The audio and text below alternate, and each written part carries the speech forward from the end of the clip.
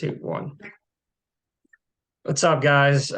Ben Golan here with Chris Level. The spring football is now over, and we wanted to kind of go over the positions and where Texas Tech football stands going into the summer and into the 2023 season. And we're going to start off with a position that has a ton of intrigue to me, which is wide receiver. There's just so many guys that can play and probably deserve minutes, but only so many of those to go around. Uh, and so, Chris, just what are your thoughts coming out of the spring game from a couple weeks ago? Ben, good to be with you. Yeah, I thought it would be a fun exercise just to kind of take a look at a few of these positions and just only talk about them and some of the things that may have gotten missed as we kind of are a bit removed from the spring game, and now we're into the off season, if you will, with summer school about to start, here in about 3 weeks or so. But yeah, let's talk wideouts, okay? And we won't include tight end here. We'll do that. We'll do that separately. But I think this is a unique position because really everybody from this group is back, and then you've added to it. Now, yes, Trey Cleveland is no longer here, and Dre McCray has replaced him. But let's talk about a guy like Jerron Bradley, who may be a top 3 or 4 or 5 wideout in the league going into the season.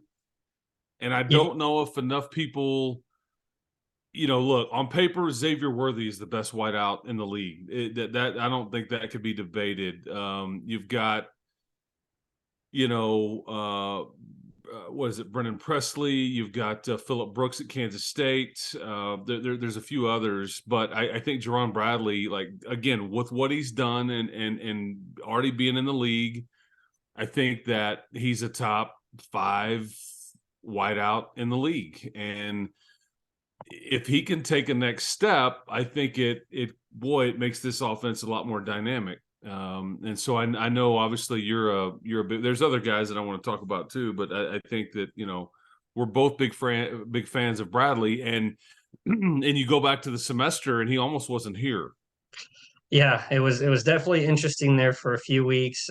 Like you said, he led your team in receiving yards as a freshman All-American, and he's just a sophomore now. So I definitely expect big things out of him. And he really came on late in the year. You think of the Oklahoma game, just lit him up, and then he had a really good bowl game too.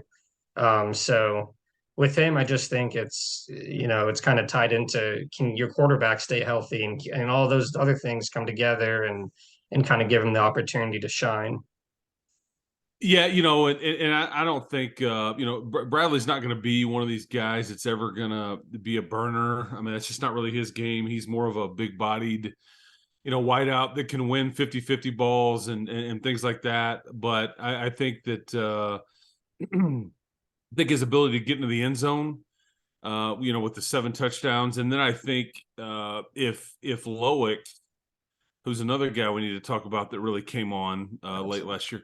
Loic's biggest problem has always been availability, Mhm. and I think that he's never had any sort of consistency with his career here, just because he's in the picture, then out of the picture, then, just like this past spring. I mean, he missed the first week or so just because he was they wanted to be careful with him and all those kinds of things. So, but I think you did see in the spring game the big play potential, his ability to get behind the defense and all that. So his biggest issue is if he stays healthy, then he can be kind of the get behind the defense guy or one of them, and seeing that opens things up for Jerron Bradley as well, underneath or in the red zone or whatever it may be.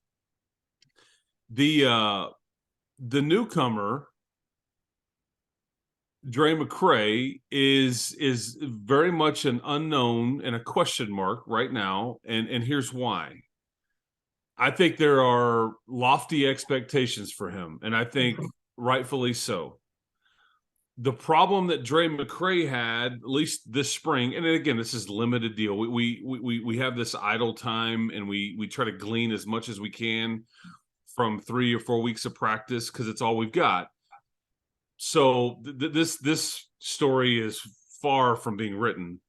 But when they get the speed into the program, like they had with Dre McCray, I think what they did was they started training him everywhere. And I think he's kind of swimming a bit and trying to, so he's thinking a lot. And I think that he wasn't able to kind of really cut it loose just yet because he's learning, I think 3 different spots at wideout. And I think that kind of slowed him down a bit, but the talent is easily there. And I think that, whenever things settle in and fall camp, he'll kind of get to be honed in on more of what because I think ultimately they really want to play him inside. I think Yeah. that's really where, he's most natural. But I think they're cross training these guys, and you can do it in the spring, and there's no ramifications there. You just want to teach them as much as you can because you may need that, because if Lowett, for example, kind of tweaks his hammy, you want Dre McCray to be starting outside opposite of Jerron Bradley if you have to, and then you can still got Miles Price in the slot. But that's Dre McCray's biggest issue, is that I think just kind of learning scheme, but learning a lot of scheme, not just being picked to be in one spot or not. And but I think the sky's the limit with him. And that's where he played at Austin P, was primarily in the slot. And in the spring game, though, I thought it was interesting. He lined up outside, but they did not let him use his speed. I don't know if that was by design, but he just didn't run deep. I just, I saw him running these little crossers, little hook routes.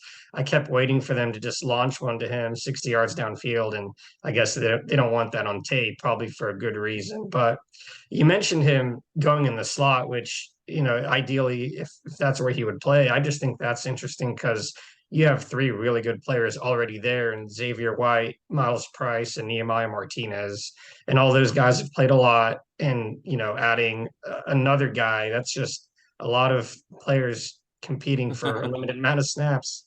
But Yeah, and I will say this about Dre McCray as well. He needs to be better off of press coverage. I think that's part of the level of football he stepped up to here. Is these DBs are bigger, especially Texas Tech's. When they get their hands on you, you have a hard time.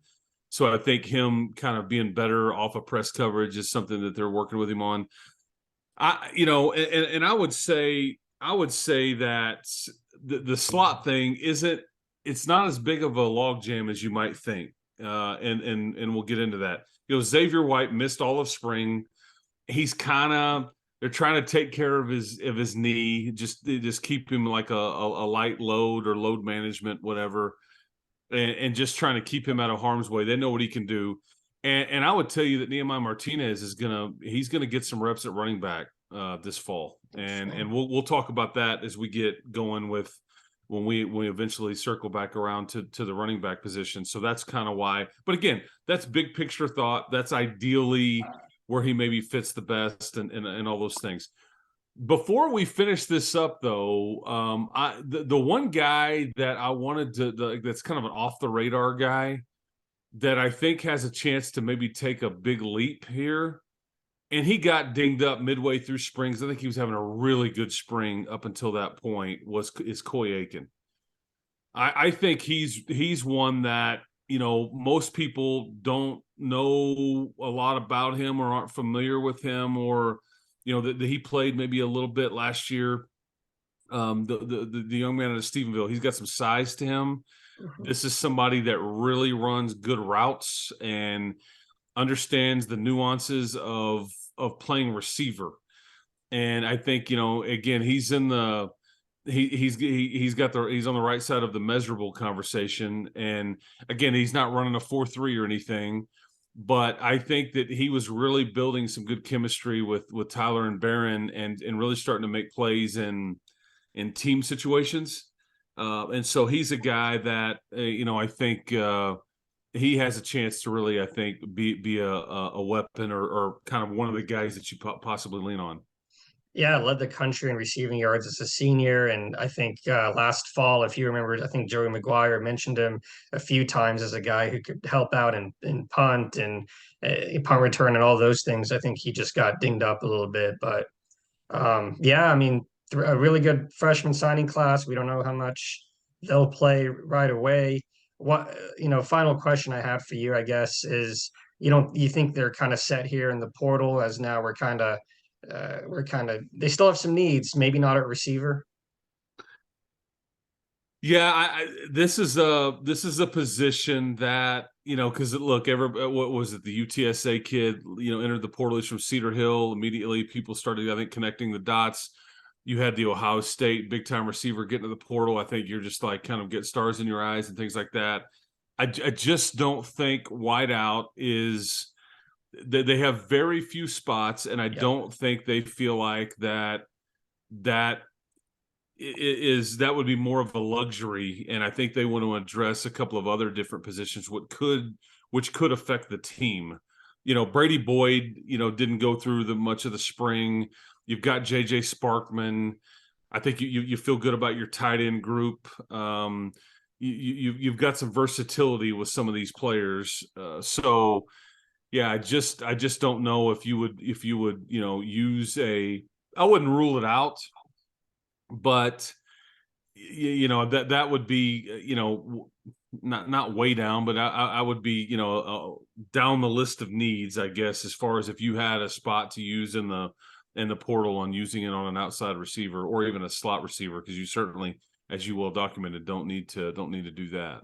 Yeah, I agree. There was even the kid from Texas, from Spearman, who went to Oklahoma, and I think Yeah, Brennan Johnson. Yeah, Tech could have gotten involved. I think they just, like you said, didn't have the spot. So And I don't with him. I don't think they were super interested. Look, I think he's somebody that can run. I think that Tech yeah, wasn't really intrigued much there at all. And I just, not that you're perfect with your wideouts. I mean, you're gonna not see this position group ranked as the best in the Big 12. I'm not suggesting that.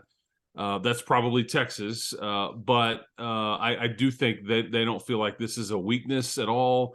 I think they would view it as a strength, much more so than a weakness. But yeah, I don't know if you feel the need to need to add to it if again since you have limited spots. yep. Well, good stuff, Level. We'll be back. We're going to continue to go through the positions and stay tuned.